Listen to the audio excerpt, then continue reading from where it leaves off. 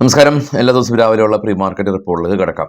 ഇന്നലെ വലിയ തോതിൽ ഇടിഞ്ഞൊരു മാർക്കറ്റ് 15 ലക്ഷം കോടി മാർക്കറ്റ് ക്യാപ്പ് BSE ലിസ്റ്റഡ് കമ്പനീസിൻ്റെ വൈപ്പ് ഔട്ട് ആയപ്പോൾ ഒരു ദിവസമായിരുന്നു ഇന്നലെ. വളരെ ഡിസപ്പോയിൻറ്റിംഗ് ആയിട്ടുള്ളൊരു ദിവസം. എന്നാൽ നമ്മുടെ മാർക്കറ്റ് ക്ലോസ് ചെയ്തതിന് ശേഷം വളരെ മാജിക്കലായിട്ടുള്ളൊരു കാര്യം സംഭവിച്ചു. US മാർക്കറ്റിൽ ഡോ 350 പോയിൻറ്റിൻ്റെ റാലി രേഖപ്പെടുത്തി. അതാണ് ഇന്നത്തെ ഒരു പോസിറ്റീവ് ട്രിഗർ. രണ്ടാമത്, ഇന്ത്യയിലെ ഇൻഫ്ലേഷൻ അത് 5 മന്ത് ലോയിലാണ് ഉള്ളതെന്നുള്ളത് രണ്ടാമത്തെ ഒരു പോസിറ്റീവ് ട്രിഗറായിട്ട് വരുന്ന കാര്യം. അതായത് ഇന്ത്യയിലെ പണപ്പെരുപ്പം അത് കുറഞ്ഞിട്ടുണ്ട് എന്നുള്ളതാണ്. ഫുഡ് പ്രൈസ് കുറഞ്ഞത് കൊണ്ട് ഇന്ത്യയിലെ റീറ്റെയിൽ ഇൻഫ്ലേഷനും CPI ഇൻഫ്ലേഷനും എല്ലാം തന്നെ കുറഞ്ഞിട്ടുണ്ട് എന്നുള്ളതാണ് രണ്ടാമത്തെ ഒരു ട്രിഗർ, പോസിറ്റീവ് ട്രിഗർ. മൂന്നാമത്തെ ട്രിഗർ, ഗിഫ്റ്റ് നിഫ്റ്റി ഇപ്പോൾ ഇൻഡിക്കേറ്റ് ചെയ്യുന്നത് ഇന്നലത്തെ ക്ലോസിങ്ങിൽ നിന്നും ഏകദേശം ഒരു 100 പോയിൻറ്റ് അപ്സൈഡാണ്.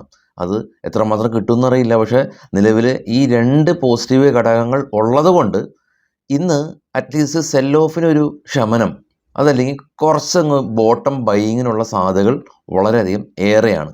ഇപ്പോഴത്തെ ഇതെൻ്റെ ഒരു അനുമാനമല്ല. ഞാൻ ഒരിക്കലും നമ്മുടെ ചാനലിൽ അനുമാനങ്ങൾ പറയാറില്ല. അത് എപ്പോഴും ശ്രദ്ധിക്കുക. ഇപ്പോൾ അവൈലബിൾ ആയിട്ടുള്ള ഡേറ്റയുടെ അടിസ്ഥാനത്തിൽ മാത്രമാണ് നമ്മൾ പറയുന്നത്. ഇന്നലെ FIs DIs ആക്ടിവിറ്റീസ് നോക്കുമ്പോഴും FIs 4000 കോടി രൂപക്ക് സെല് നടത്തിയപ്പോൾ DIs അതിൻ്റെ ഡബിള് ബൈ നടത്തി 8000 കോടി രൂപ. അതും വളരെയധികം പോസിറ്റീവ് ട്രിഗറായിട്ട് വരുന്ന അടുത്ത കാര്യമാണ്. ഇത്തരം കാര്യങ്ങൾ ഉണ്ട് എന്നുള്ളത് ഇന്ന് മാർക്കറ്റിനെ ഷോർട്ട് ചെയ്യാനായിട്ട് നിൽക്കുന്ന ട്രേഡേഴ്സ് ശ്രദ്ധിക്കുക. ഇത്തരം പോസിറ്റീവ് കാര്യങ്ങൾ ഉണ്ട് എന്നുള്ളത് ശ്രദ്ധിക്കുക. എനിവേ, ഗ്ലോബൽ മാർക്കറ്റ് നമുക്കൊന്ന് നോക്കാം. ഏറ്റവും താഴെ തന്നെ കാണാം നാസ്ഡാക്ക് 73 പോയിൻറ്റ് നെഗറ്റീവ് ആയപ്പോൾ ഡോ 358 പോയിൻറ്റിന് പോസിറ്റീവായ ഒരു റാലി. അതുമാത്രമല്ല, ഇന്നലെ യൂറോപ്യൻ മാർക്കറ്റ് നെഗറ്റീവിൽ അടച്ചിട്ടുള്ളത്. അത് വേറൊരു പെർസ്പെക്റ്റീവിൽ നോക്കുകയാണെങ്കിൽ ഇന്ന് യൂറോപ്യൻ മാർക്കറ്റ് ഇന്നലെ റെഡിൽ അടച്ചു, എന്നാൽ US മാർക്കറ്റ് പോസിറ്റീവിൽ അടച്ചു.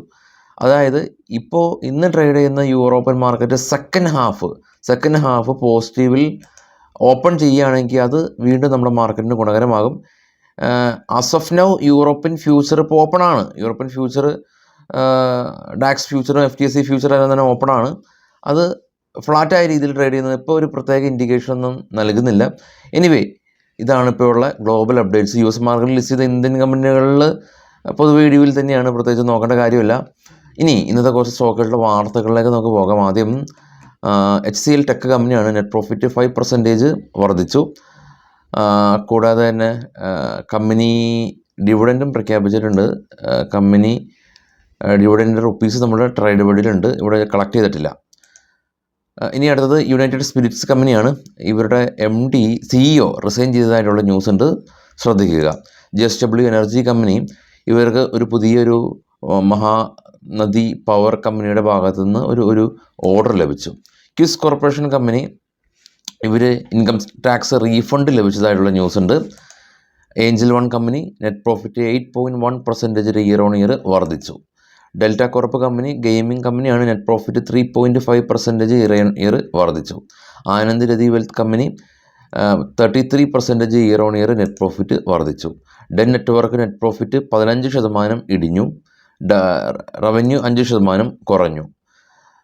Marathon Nextgen Realty company net profit 50 കോടി രൂപയിൽ നിന്ന് 47 കോടി രൂപയിലേക്ക് ഫ്ലാറ്റാണ്.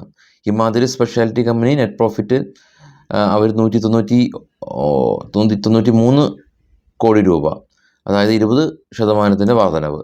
ഊർജ ഗ്ലോബൽ കമ്പനിക്ക് 34 കോടി രൂപയിൽ നിന്ന് 35 കോടി രൂപ net profit. Lotus chocolate company 6 കോടി രൂപയിൽ നിന്ന് 37 കോടി രൂപയിലേക്ക് പ്രോഫിറ്റ് വർദ്ധിച്ചു. BEL കമ്പനി 561 കോടി രൂപയുടെ ഓർഡർ ലഭിച്ചു. സി മീഡിയ കമ്പനി, ഇവരെ സംബന്ധിച്ചിടത്തോളം ഇവർ ഫണ്ട് റൈസ് ചെയ്യുന്നുണ്ട് 400 കോടി രൂപ. ബൈറോക്സ് ഇലക്ട്രിക്സ് കമ്പനി, ഇവരെ സംബന്ധിച്ചുള്ള ന്യൂസ് ഉള്ളത്, ഇവരുടെ പ്രൊമോട്ടേഴ്സ് 6.29% സ്റ്റേക്ക് ഓഫേഴ്സ്, അതായത് ഓഫർ ഫോർ സെയിലൂടെ വിൽക്കുകയാണ്. ITA കമ്പനിക്ക് പുതിയ ഓർഡർ കിട്ടി 64 കോടി രൂപയുടെ. ബാലച്ച് പ്രൊജക്റ്റ് കമ്പനി, ഇവർക്ക് പുതിയൊരു EPC കോൺട്രാക്റ്റ് അദാനി എനർജിയുടെ ഭാഗത്തു നിന്ന് ലഭിച്ചു എന്നുള്ള news. Voltas company Kishore Chandra ശേനൻ ഇവരുടെ കൊമേഴ്ഷ്യൽ ഹെഡായിട്ട് നിയമിതനായി. അദാനി എനർജി സൊല്യൂഷൻ കമ്പനി, ഇവരെ സംബന്ധിച്ചുള്ള ന്യൂസ് ഉള്ളത്, ഇവരുടെ സർക്യൂട്ട് ലിമിറ്റുകളെല്ലാം തന്നെ എക്സ്പാൻഡ് ചെയ്തു എന്നുള്ള ന്യൂസാണുള്ളത്. 20 കിലോ വാട്ടിൽ നിന്ന് 29 കിലോ വാട്ടിലേക്കൊക്കെ ഉയർത്തി. ലൂമാക്സ് ഇൻഡസ്ട്രീസ് കമ്പനി ഇവരുടെ ടോഡോ ക്രിസ്റ്റോഫർ മോർഗൻ റിസൈൻ ചെയ്തു. CTO ആയിരുന്നു.